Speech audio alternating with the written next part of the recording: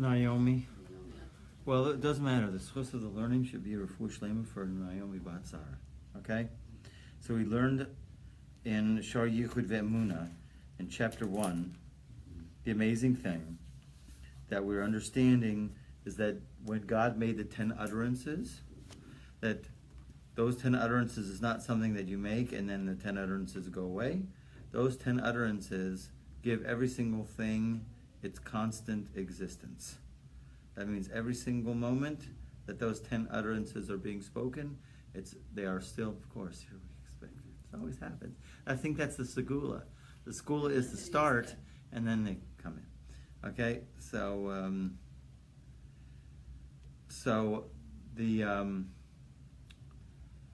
the 10 utterances we say, when Hashem spoke all of those 10 statements of the creation, the permutations, those letters, the permutations of those words, gave every single thing its constant existence. They continually give everything its constant existence. Those 10 statements of creation. Let me just put up the AC.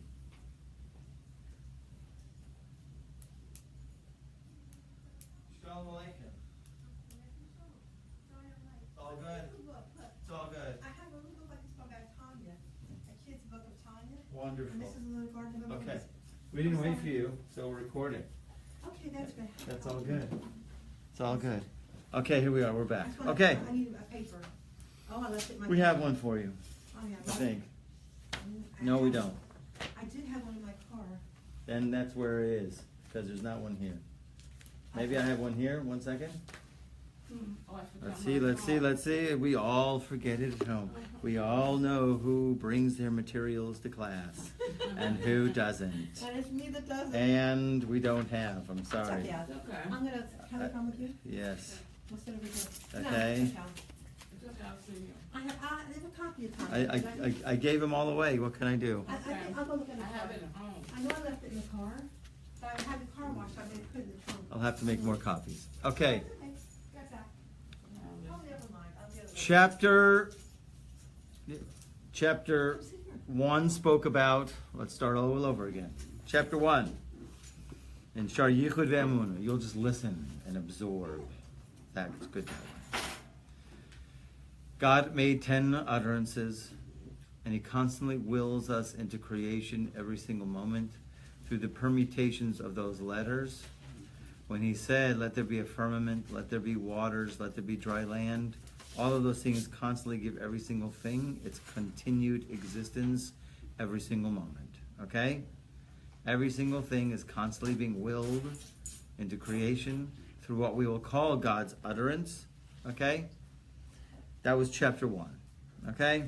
Chapter 2 discussed, in brief, okay, discussed the idea of that we are, this willing into creation is not like what the Greeks say, that there was something, there was a primordial substance that God reformed and made into creation. The Big Bang Theory. Even the Big Bang Theory could be true, but the question is, where did the stuff come from for the Big Bang? Yeah. Right. So, so we say that God created everything, or constantly creates everything ex nihilo, which means something from nothing. It's We're- like, what came first, the chicken or the egg, right? Well, we say the chicken came first, okay? Yeah, there's an answer to that. Oh my gosh, wait, what? I can't use that anymore. Yeah. Okay. So, we say that every single thing is made from something from nothing. Okay? And the different permutations of everything gave every single thing its existence. And that happens to be a greater miracle than anything else. Than any miracle that we might have experienced in the splitting of the Red Sea, the miracles in Egypt. All of those pale in comparison to the fact that we are constantly being willed in creation, something from nothing that we cannot grasp. Okay? And then chapter 3 brings down the imagery. And the big imagery that we spoke about is the light of the sun, the rays of the sun. The rays of the sun, we say we can enjoy, we can experience an existence of the rays of the sun. But if you would take those rays of the sun and put them back into their source, so then those rays would not be existence because they would be in their source, in the sun itself, where the rays emanate from, right? They become nullified. When the rays leave the sun and they come in here in this planet and they shine right through the windows, and you see the little dust particles, and you see the rays of the sun that shine through or give light rays on the wall here, okay? So they have an existence. So the same way he says in one aspect, our life force. In other words, when God said, right, let there be a Bernard, right? Let there be a Raquel, okay? When God said, let this be, there's a life force there that's constantly giving us our animation at this very second. If we were to be aware of that life force, we would not be experiencing ourselves the same way. We would not be seeing us as we are. Because why? Just like the rays of the sun in the source of the sun, you don't experience the ray anymore. It's completely nullified in its source. So to our source, the life force that is constantly coming inside of us, right? That life force, if we were to be aware of it, we would not be experiencing ourselves. Okay? But the catch goes like this. Hello. The catch goes like this. Okay? The catch goes that we see that there's a light of the sun. We see there's those rays. There's a big difference between us and our creation in terms of being connected to our source than the sun's rays, right? And what's the difference? Because Hashem is everywhere. Yes. So the sun is 93 million miles away. The ray is 8 minutes away from the sun. We see a ray of light. It's disconnected from its source. However, we, in terms of our souls, God is everywhere. If God is everywhere, and he fills all of existence, so therefore we are considered to be constantly connected to our source. So therefore, according to that construct, we should be nullified right here and now. We should not be experiencing ourselves. We should be experiencing only the source, and therefore we should not be experiencing ourselves the way we are. We technically, really, in reality, we are nullified. Okay? Technically, we're not. The ray of the sun leaves the body of the sun and it comes here. Okay? But we are not a ray of the sun that left the sun. We never left our source. We're always constantly connected to God. Okay? So therefore, yet, the big question is, how are we experiencing ourselves right here now? We should be nullified. I have a question. Yeah. Are we closer to God when we fear him? Or, you know what I mean? Or keep going. Keep or going. When you don't fear him. And What does it mean, don't fear him? I mean, I don't know how to say this. I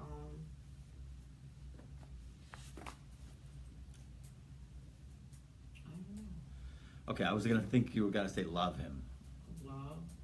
Or another emotion. But we show our respect to God by fearing him. That fearing him brings us closer to him. You're saying unbelievable, but we have to just have to tweak it a little bit. Okay. First of all, I never like to use the word fear anymore, even though that's how they translate it. In awe. What does God want from you? Only to fear him, and that's how they loosely translate it. And awe is good. And reverence is also good. We kind of distance ourselves from reverence too, but reverence I think is a good word. We could use it. You're not going to be distant. What it really means is a recognized distinction. The way I describe awe or fear of God, as people will say. It means a recognized distinction, which means you, to your parent, you could love your parent, but it's not your buddy-buddy. Right. Your parent is not your buddy-buddy. They're not your You friends. don't do the same things in front of your parents that you do in front of your friends. You don't talk the way in front of your parents you talk with your friends. There's just a recognized distinction. So in us, in terms of our consciousness level, there has to be an awareness of this awesome presence that is constantly around us, that is constantly within us. And we don't know what it looks like. We're trying to get a clue, but we're so far away these days. There was one rabbi told me that in our days, as the generations that get closer to the Messiah come, that we, as the people, the creations, will be so distant from their reverence of God. They won't have a clue of what it is to have this kind of reverence, this kind of awe. So in order for them to hold on to some semblance of reverence, they will grab on to more stricter and stricter ways to keep the commandments. And that is their way of their having awe, because they really are, or the generations are so clueless. Also, we have to follow the commandments, because if we don't, we're gonna feel God is gonna punish us. Oh, because we fear, Okay. You know what I'm talking about? Yeah. But that's not this week's this Okay, topic. all right. Okay? Our topic is okay. I think the fear comes in when you see a miracle. Yeah. That's incredible awe. When you see God's majesty, it creates awe. The hand of God. Whoa, Yes. You Yes. shiver inside. If we would only have that all day long, if we would only have the awareness that we are in the presence of God all day long, if we would only have that reverence that we are in God's presence all day, but halavai, you get it for a few seconds. Okay? I think if we don't even have awareness of that we are aware. I mean, if you live your life busy, worry, thinking in the future, wondering why you did things in the past, you're not even aware of the moment yourself, much less you're going to be aware of God. Okay, for sure. If you're caught up in other thoughts and other distractions and other worries, yes. But the idea really is, and this phrase was actually, we call it, verified by a friend of mine who's a big scholar in Jerusalem by the name of Tzvi Miller. He's an expert on the Musar movement, Rabbi Yisrael Salanter, and all his works. And I asked him a question. He came to when I was sitting Shiva in Jerusalem. And I says, it says everything comes from heaven except fear of heaven. Okay? That's a known phrase. Everybody knows it. The question is, what does it mean? Everything comes from heaven except reverence of heaven. Okay? In other words, God gives and sends everything all the time. There's one thing he can't send. Okay? So direct. Okay? So I asked him, I says, wait a minute, shouldn't that be really the emunah? Faith? Shouldn't it be everything comes from heaven except faith? Your belief? Are you going to believe? In other words, I said, there's something called stimulus and there's something called response. Stimulus is everything that our senses take in every single moment. Our 5 senses. Maybe some of us have 6. Okay? And anything those stimulus takes in, there's something, a reaction to those stimulus. But there's a huge distance between the stimulus to the response. Should be. Many people, there's not much a distance because usually they're already pre-programmed, pre-trained. They have habits. How do you respond when someone breaks something in the house? You stupid idiot! Or mazel tov, actually. The Jewish way when something breaks is mazel tov. Like the curse Okay? is broken. Right? Whatever it is, there's a stimulus and then there's a response. And in between stimulus and response is a huge, big difference And that's where we can express creativity in between that. You don't have to go like the old patterns. You don't have to behave the same way that mom and dad did. You don't have to behave where I don't know, Robert Redford did, okay, or whatever it is, okay?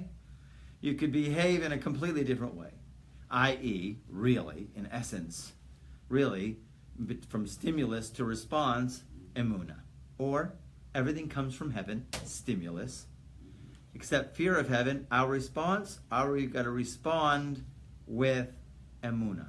So I said, it should be everything comes from heaven except fear of heaven, it should be emunah. And he says, that's exactly it. And they all concur. They all concur that when the phrase says everything comes from heaven except our reverence from heaven, meaning our reaction, it is emunah. That's the one thing that God, we have to pray for. You have to work for it. You have to ask God for more emunah all the time. But that's the one thing that can come from inside of us. Okay? And that's what they would call reverence. Okay? Meaning, this came from God. Step one. This came from God. Okay? And then what are you going to do? You got to go to step two. Step two is it came from God. If it came from God, it must be good.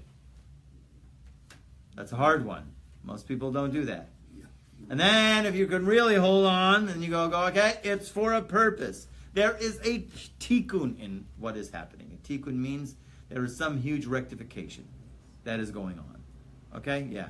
I have a very difficult time understanding the concept. I think in theory it sounds very good, but saying what you're saying, when something happens in Israel, when terrorists attack, when the UN put sanctions or critiques Israel or all these things, all this anti-Semitism, the very first reaction, I had never heard the first reaction to say this comes from God.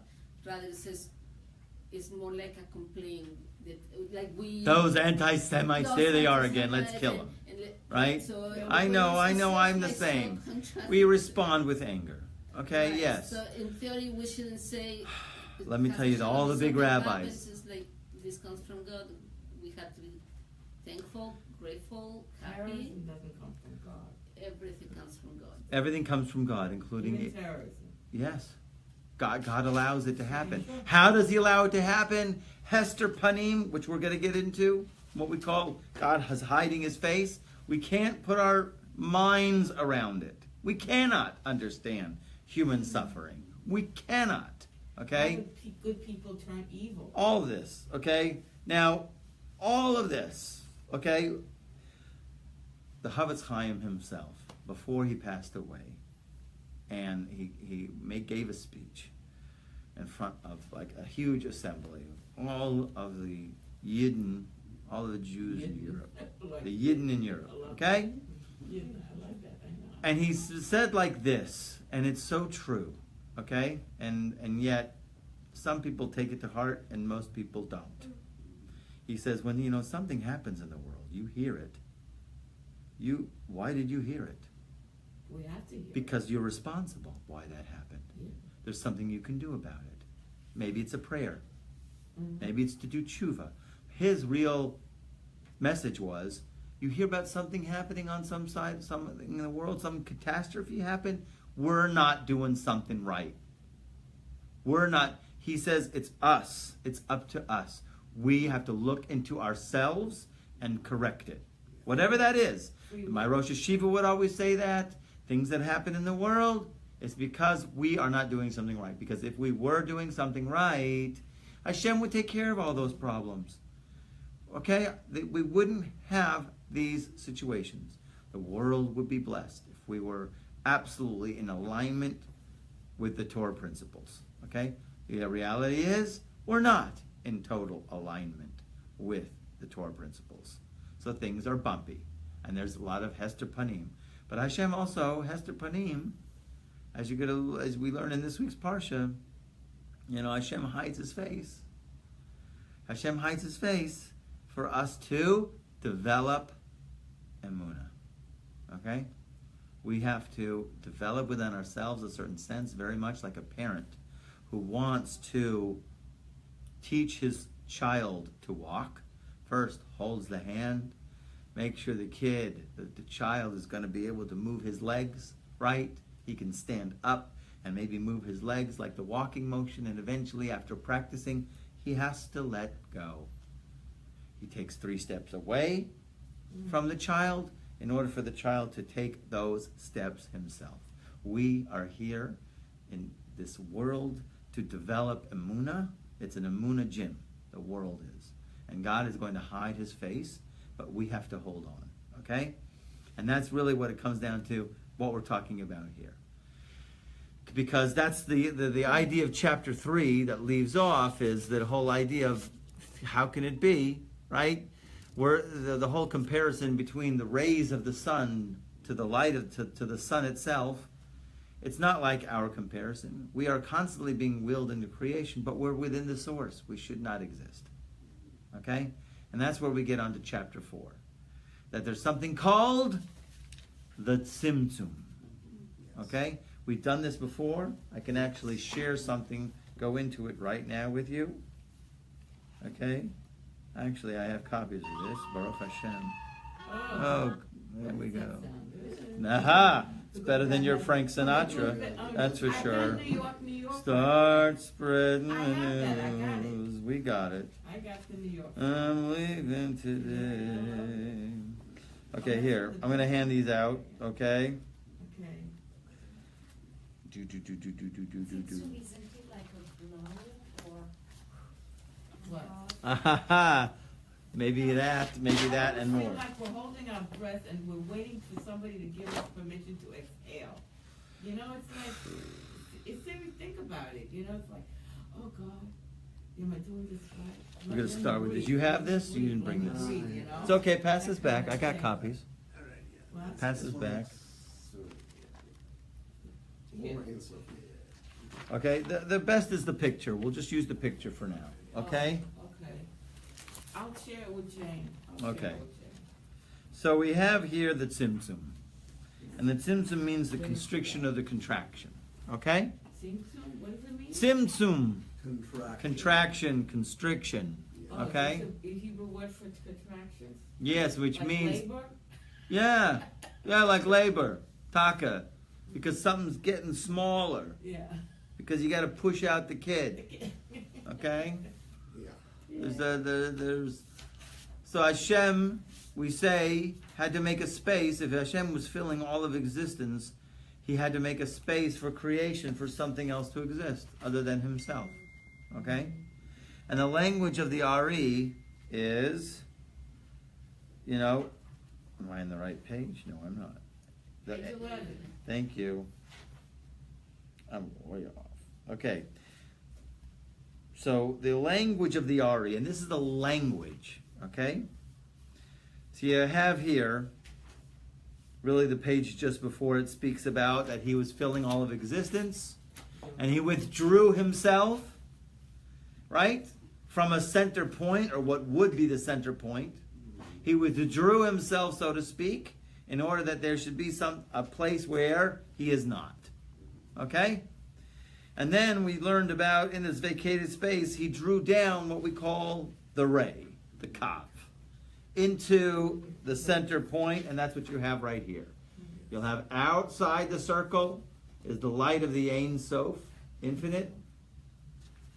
And then you'll have the center point, and you'll have this ray extending towards the center point. Okay? Good. Four concepts of in the contraction. So this is the language of the Ari, very abstract language. A sphere, a ray, a point. Okay? And then if you look on later on, if you go to the next chapter, just to give you the picture of it, because it's good to get a picture because it's important for chapter 4. Okay? If you go to page 15. Page 15 speaks of, you see many circles? So, in this picture here, as the ray, if you picture a sphere, there's a center point in the sphere, and there's this ray that is going to come and bring light from outside, because we're going to picture inside the sphere is dark because it doesn't have the light of the Ein Sof within this sphere. So this ray is going to come into the sphere and it's going to extend light into that sphere.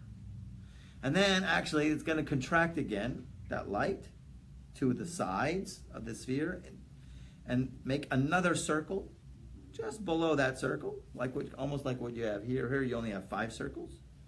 Oh, and then that ray is going to extend a little bit more. Bring another light, contract, make another little circle, and then again, bring light, contract, another circle. It ends up being, really, there's an infinite number of circles. Those who are experts, maybe you're more experts than me in mathematics. There's no one thing that I remember from high school geometry. They called it a parabola or a hyperbola. Yeah. Hyperbola. Hyperbola. Yeah. And it goes. No, So the idea of this graph, let's draw it. Yeah. like Okay, is you had a graph like, of course I picked the pen that doesn't work. Okay. Let's see if this will work. Right, if you have a graph, right, so you'll have this line that curves Like that. and goes like that, but it never touches this line, the 0 line. Right. It never touches to infinity. I went to my geometry. I'm like, come on. If it's going closer and closer and closer, closer to infinity, it's got to touch. No, Mrs. Todd. I don't understand you, Mrs. Todd. Yes. Okay. I had another teacher explain like this. The reason it never touches, the distance is always a number. And there's no number that you can divide by 2 and get 0. So, Right. Yeah. So it's basically, it keeps dividing and dividing and dividing and dividing and subdividing and dividing because it's never going to reach 0. Yeah. It'll keep, Zero. what? Approaches 0. Right. It'll never get there. Right. That's So it goes on to infinity. The same thing by these circles inside of circles inside of circles, and each one of those circles inside of circles represents a whole different dimension. And that's why we say, when we bring down in Kabbalistic tradition, that there's an infinite number of worlds. right. Because there's an infinite number of dimensions. Yeah. And here's where all of the dimensions, the infinite number of dimensions is being created. But they are similar in the sense that they receive the same light. They don't. The circles receive light in equidistant. That's why it's a sphere. The Kav breaks up the whole thing. The Kav messes up the whole system. Doesn't mess it up, actually. It makes it that there is a below, above. The line creates a dimension of below and above, left and right. It adds other dimensions, and therefore it makes that circle system, right, beyond us. Okay, we have the circle system, the sphere dimensions, right? We can only access, and all of Kabbalah only talks about the line, the ray. Every single thing in Kabbalah deals with the ray, because if we're starting at the center point there of creation, we need to work our way up like a ladder. Okay, so it has whatever's closest to the outside of the circle, whatever's closest to here, is closest to the Ein Sof, the light of infinity. So, question. If the more inside the circle you are, the more distant you are. Is this the last circle? The last circle? Is reality is the last circle? Yes, you have or to is say it- so. No, or this is the something- center of creation. Or is it something No. like the eye. below us? Well, there's no. This is the center. This is the center.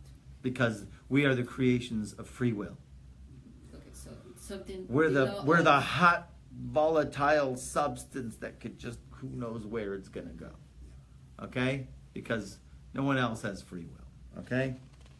So the idea really here is, I'm speaking very abstract. Contraction, line, circles inside of circles, Yeah. infinite circles, right? The question is, how do you understand this? Is this literal or is this conceptual? Okay?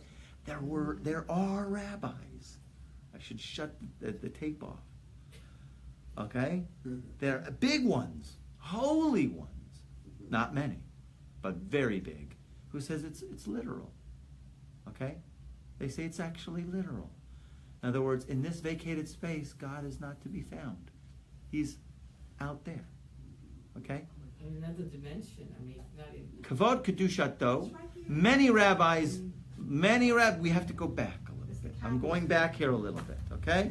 Going back to the way before any of us were around here, and there's big rabbis. They look at the Yari, they read the holy Kabbalists, the Ari, the 16th century Kabbalists, who explain the contraction in these terms. And then how do you understand it? Is it figurative? Is it conceptual? Or is it literal? And there have been huge rabbis who actually understand it literal. Those rabbis, there are rabbis who say, no way. Kavod Kedushato, they say. I cannot, I apologize, but that rabbi who said it, it's literal, is totally mistaken. Okay? Totally mistaken. It's a moral limitation. Well, no, but listen to this. He's looking at They even say this was the argument between the Tanya and the Vilna Gaon. Right. Okay? That's right. Even though that there was the student of the Vilna Gaon, right, whose name was Chaim Volozhin. He wrote in the book Nefesh HaChaim. Don't know if we have it here. Okay, Nefesh HaChaim, one of the classic understanding of all of the Litvish people study Nefesh HaChaim. He was giving a response to the Hasidic movement to explain what's the way that the kosher Jew should think. And even he explained in his book, he says, listen, we understand this, and we can say it's conceptual, and he does say it. He says, but there's the light of God within the circles, and then there's the light of God without the circles. And he says that the light of God within the circles we can't really relate to. It's so beyond us, we can't, because it's so hidden. We relate, we can grasp that there's a light outside of the circles. But that is a huge, fundamental approach that still bleeds to this very day in how certain people will have their relationship with God, as opposed to the Hasidim, who have a completely different.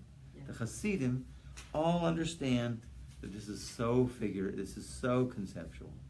God is really everywhere. And how do we understand this symptom? He's hidden, concealed. That's the magic word. Is it actual, physically vacated from the place? And he knows what's going on. He's omniscient, omnipresent, right? He knows what's going on. But has he actually vacated the place, but he still knows what's going on? Or no. He fills all of the worlds. He surrounds all of the worlds. He's totally within everything, and he's just hidden. He's just hidden. They teach the children, Hashem is there, Hashem is there, Hashem is truly everywhere. Not everybody sings that song, Jane. Not everybody sings that song, Jane. Believe, really? They'll sing it, but then, of course, it's up, way up. Down, way down. Okay? Right, left, not here. Not here. Here, there, everywhere. Not here. Not here. In other words, the idea really here is, the concept is, and it's a huge difference, what I'm saying now, between the Hasidic approach and the non-Hasidic approach. The non-Hasidic approach, they pray. They approach God. They're very close. They talk. But they're trying to get it out there.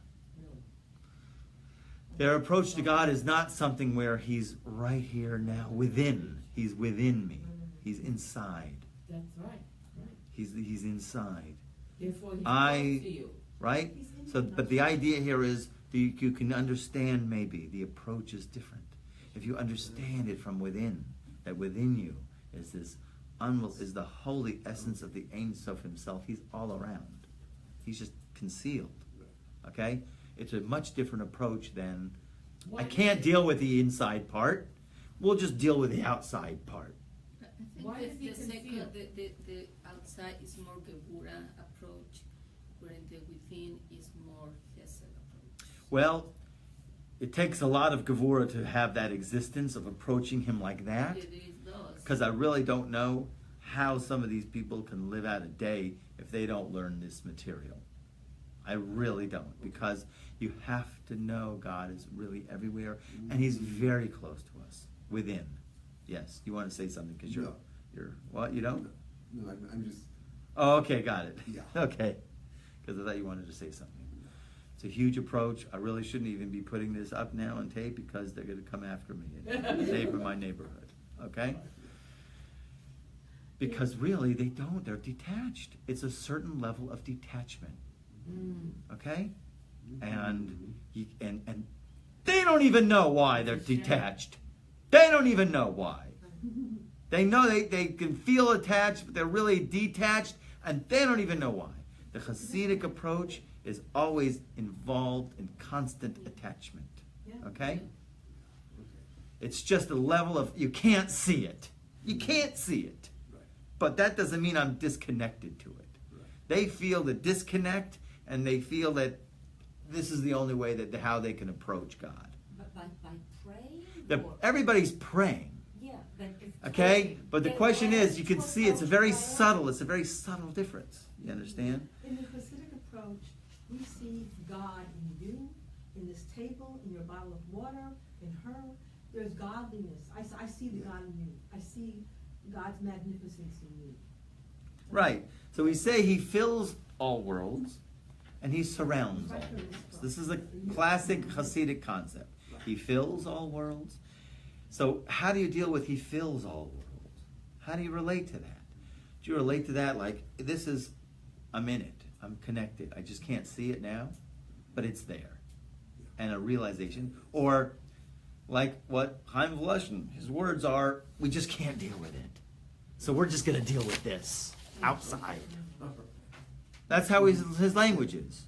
We're not going to, it's too much for us to deal with, so we deal with that. So once he set that kind of structure, it set a whole tone of a lot of people to relate to God like that. In other words, the God that is within them, they don't really attach themselves to. They don't allow themselves to attach themselves to. It's more the fear of God and the They don't- punishment. And what? It's more the approach of the fear of God through punishment and reward. That is Ah, It is. Hashem should help us. That's really in the klipa. Sometimes That's really it's that's the shechina and the klipa. I just came to that realization today. What? The level, there's different kinds of awe of God. There's different kinds of motivations why we do what we do. Why we don't transgress the Torah. Why we keep the mitzvot. Do we keep or not transgress it because we're afraid of the consequences? What will happen to me? Or no? Is it because of I'm in awe of my Creator, right? And I wouldn't want to do anything that would cause Him any pain. It's like Okay? if you're in love with your spouse. If you are in love with your spouse, you will not do things not because it's not good to do. It's just because you will not want to hurt your spouse. Exactly. I've heard what? By causing God pain, you're going to cause yourself pain. Okay, you're that's the formula. But a lot of people don't have that approach at It's all. not a formula. It is a formula because there's a lot of people in my neighborhood who that would short circuit them. Okay. They would short circuit because they're like, what are you talking about? What are you talking about? This is a relationship value. Exactly. You have a The relationship is, are you a partner with God? Exactly. Are you a son or a You daughter of God? Believe in Him, the faith in Him. You are a part No. Are you a daughter or son? Are you owning it like a son or daughter, or are you owning it like a servant? We're all- If you live it like a servant, so then you won't transgress the words of the king because of the consequence. Or are you going to live it like a son, that it's part of my business and I care and I don't want to do anything that's going to cause heaven pain? But we are all God's children, and the ones that are not good are naughty. And we're talking about terrorists. Those are also. Let's God's not children. talk about terrorists, okay? Those Hashem brings a stick. What? The way it works like this. I'll give you Emunah 101 right here. Okay. It's one of the biggest things in Shalom Arish's book. I need to go over it 1,000 times. There's the master, there's the stick, and there's the servant. Serpent. The servant. Serpent. The master takes, if the servant is off course, he takes a stick and he'll hit the servant with him. Do you think that servant starts to get mad at the stick and curse the stick? Well, one who is seriously deranged. Otherwise, the real mature approach would be, Master, why are you hitting me with that stick? But he's not mad at the stick. It's just a stick. It's just a stick. Situation. Right? So God sends us situations to straighten us out. So we get mad at the situation, and we blame the situation, and really, we're missing the point. The point is, go to the person who wields the stick, who sends the stick, who uses the stick, and talk to him about it. Most people in the world do not have this approach, okay? And they're into the stick. They're terrorists, the UN, they're just sticks. Hashem takes them and uses them to wake us up and set us straight. Now, the great thing to wake us up to is we have to wake up and realize that we are children of the King. That's the big thing. You are living like a servant. You have an attitude like a servant. Wrong attitude. So wake up. Live it like a child of the King. Live it like a son of the King or daughter of the King. Right? And then be in the relationship. And care about the King. Care about the King's world and the business of the world and the business of humanity and to elevate humanity. And what can I do to elevate humanity? Okay? In my sphere of influence, my small sphere of influence. Okay? So, yeah, something to think about, right? Yeah. We all the time we get caught up in thinking we're mad at the stick. All the time. All the time. We get angry at all kinds of sticks. All day long. Hashem has sticks all day long. They can come in the form of who knows what. And we get mad at the sticks, but that's not who to go to. You have to go to the boss. You have to go to the Father. Going, why? And then when you deal with that, so then the stick doesn't need to be a stick anymore. He doesn't need it anymore. The stick disappears. The terrorists go away if we were acting right. Like going back to the Chavetz Chaim. When there's a calamity in the world, the Jews have to look to themselves and saying, why is God sending this? When you say, and people blame the Jews for all the problems. And they're right! Shocking. They're right! Their approach is wrong. Mel Gibson was right. Their approach is wrong. Yes, because you know why? What kind of Jews did he encounter for him to say such a thing? Were they religious Jews? Observant Jews? Totally observant? Totally fear of God? Were they? I doubt it. I know the Jews of Hollywood. They're the farthest away from Torah principles. Oh, yeah. The farthest away from morals. Okay? For the farthest away. They're, I hate to say it, but when a Jew goes off, he goes off creative. They get very creative. Okay?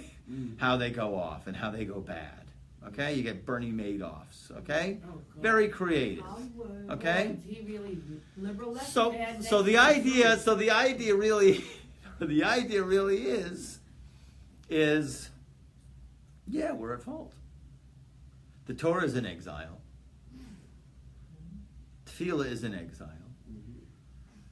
And if we were all behaving according to Torah principles, the world would be a totally different place. If we all stuck to Torah principles, everybody lived a Torah principle life, we would understand that we're here to be teachers. We're here to emulate God. We're here to be God-like people, to be happy people, right? Not to pinch and mess people up, and So if we were behaving in those right principles, yeah, then the world would be a different place. Well, the Jew population, if you look at the whole world, we're a minority. So how Oh, okay.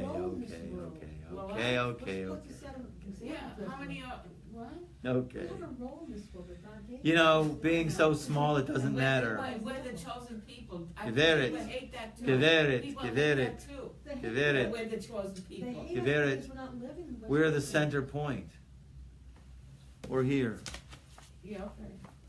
Whatever goes on here Yeah. has an effect all out there, ripple All there, effect ripple all out effect. there. When we behave right, it has an effect in the entire world. You can't go. Okay? So the I hate to say this, but they're right. It is the Jews' fault. If we were to act properly, the What world is would that? be better. Their approach is not to throw us in the ocean or gas us. That's not the approach. What do you mean by properly? What's properly? Torah Okay. values. I forget. Torah, I okay, can't. but I not can never everybody remember this knows guy's name when I Torah. want to use him as an Everybody knows example. Torah. He owned a factory. His factory burned down. Instead of liquidating his assets, he kept paying his employees until he could get the factory rebuilt. He kept them on his salary. This guy lived in New Jersey. I can't remember his name. Okay. And then everybody, and he was just no Jewish guy. Jewish guy, and even the non-Jews called him the Mensch. The Okay. minute, yeah. There you go. That's what's right. called The sanctifying God's name. Mhm. The ultimate will, inner will of every Jew. Yes. If you can get to the inner point of every Jew, he has the biggest desire is to sanctify God's name. Yes. Meaning do what's right in this world, that the entire world will come to praise God. And people look up to us and see what we do by example, right? Yes, that's what it's supposed to be. Okay? Problem is it's not. Okay? Okay. So but the problem is the approach, their approach is, okay, let's kill them. Because they're the problem. It's not the approach. It's not the proper approach. Right. In the end of days, it's going to be found out in the times of Mashiach that when these core people in the center point act appropriately, it brings blessing to the world. So, as my rabbi, my Rosh Hashiva, Zechuso Yagein Aleinu, says, in the days of the Mashiach, the nations, the Gentiles, will be beating us up to learn. They'll be beating you up to learn. In other words, there'll be two thugs outside the door of the house of study, and they will not let you leave until you've finished your quota of learning. Teaching them. No, you have to learn. You have to do mitzvahs. You want to go out because you just can't stand it anymore? They're going to be Thelonious and Tyrone are going to be right outside the door, right? And they're going to go, where are you going? I got to go get some milk. I got to go get some milk. And they're going to make a phone call right here. They go, Janine, Helene needs some milk. It's going to be delivered to your house in 5 minutes. Then go back. Go back inside there and learn. That's so nice. Yeah. Problem is you'll be antsy because you're not used to it. You have to get used to it now, sitting and learning. You have to get used to it. Nice, though. It is not. Yeah, but you understand? They're going to understand from a scientific point of view that when the Jewish people are in alignment with Torah principles, the world, they get blessed. If not, then they don't get blessed, right? And then they get calamities or mishaps. They don't have money, okay? And then it is the Jews' fault that they don't have money. But really, their approach will be, let's get them to be observant. Let's get them to study. Let's get them to follow Torah principles, and then everybody will be blessed. Yeah. What you're saying about this model here. Yeah. You said the further we are from this point is the closest we are to Hashem. Yes. Yes. The far, yeah, outside the circle. If you look in the page, where there was page 11, I think it was, right? Page 12. Page 12 has here. It says Or Ein Sof. The light of the infinite was around the circle. That's the light of the infinite. But okay, So the more center, the more distant you are. and what I'm maybe thinking is that maybe there is a very big concentration of people, of Jewish people, still very close to this. Like there's a lack of maybe, One can have a relationship with God. that maybe that's why, we suffer. I mean, we suffer. There are so many things happening. It's maybe because we're not close enough. Yes. We're No, absolutely. Yeah. Yeah. Absolutely. You see, I tell people, because people can't understand why there's so much craziness going on in the world and in Israel. Yeah. And I tell people, and they see even among the religious, they're crazy. There's craziness. Even among the very religious. But wait a minute, if they're the very religious and they have the Torah, why are they so crazy? Okay? Well, what's going on with that? And the idea really is that the Torah is in exile. In exile? The Torah is in exile, meaning everybody thinks that they have all of the Torah. They have it. Every Jewish faction, Orthodox I'm talking, the Sephardim, the Ashkenazim, the Litvish, the Hasidish, there's 50 different types of Hasidim, and then there's 20 different types of Litvish, and then there's, how many different types of Sephardim are there, and everybody thinks we have it. Our way of That's it. is it. Right. Okay? So there's no consensus. Eclecticism, I don't know if you call it. It's Yeah. too So my father-in-law said the Torah is fragmented. They have a piece of it. It's true. Right. They have. They have a very solid, serious piece of it. A very important piece. Everybody has it. But no one has it all. Until you get together, right? No one's going to have it all. Okay? That's one idea that my father-in-law said. The other idea that I thought was that there are aspects, there are parts in the Torah itself that were just not emphasized and taught. Okay? They were just not brought out. They're there, and everybody knows it, but nobody really lives it and teaches it to the kids and teaches the kids to live it. Like loving your neighbor as yourself. Yeah. Loving your neighbor as yourself is the principle of the Torah. That's the Torah. That's the essence. Now, loving your neighbor as yourself, loving your neighbor I got. The as yourself part, a lot of people miss. In other words, do you really love yourself? Or most people, there's two different kinds of loving yourself. There's the narcissistic, egocentrical, evil loving yourself. And then there's a healthy, balanced, good self attitude. Who am I? I am a neshama. Okay? So in other words, there's that healthy sense of loving yourself, which I think most people have not developed. Children, very, very few. Not taught in many places, not in many schools. It's not, put it this way, it's not in any, I haven't seen it in any curriculum. In the Hasidic schools, though. Thank God. Okay? Okay? Hasidic homes. Yes. Okay, so there's so many that have it, but that's one idea that's just not emphasized. Okay? In the Torah, which some have and some don't, and some have in different measures, and nobody, in a general sense, if a person had a very good attitude about who he is in the world, of course, then you can fulfill the mitzvah of loving your neighbor as yourself. Until then, can you do it? I don't know. But I think it's a second dynamic that is related to what you said first. You may love yourself, but you have to do as the community says you to do. If you don't fit, then you are not it. So you are Fit in the community. with the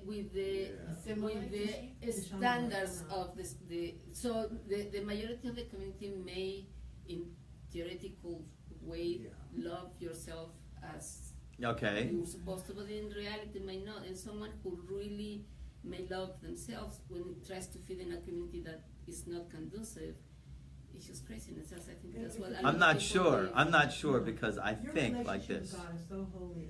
No community. is Oh so no, holy. believe me, I know people I hear you. I know personally This is people not that healthy. have been trying to find God, to understand God, and because of the attitude of the community, they're like, no, thank you. Okay. There's work to be done. There's work. Let's just admit that there's work to be done. Okay. But in general, there's work to be done. Okay. Yeah. But Okay, but in a sense, that, you know, the Baal Shem Tov says a person has to spend his whole life developing 3 loves. 3 loves. Okay? Please. The Baal Shem Tov says a person has to spend his whole life developing 3 loves. Okay? Love of Torah. How much do you love Torah? 20%? 100%? Is it 100%? Are you real about it? Is it real? Okay? Love of Torah, love of God, and 3 love loves, that's what it was and thinking. 3 loves. Torah, love of God, and Love yourself. love yourself. No, actually love Israel. Israel? Yeah. Oh, I love it. Because when he says "Ve'ahavta l'orecha kamocha," loving your neighbor as yourself is because he is you. Israel is you. Well, Okay? can you also say treat people like you want to be treated? Don't the do to same your thing? neighbor what you hate. What Right. you hate, don't do to him. Okay? That's an expression. But then in the higher, more deeper aspect of it is love your neighbor because he is you.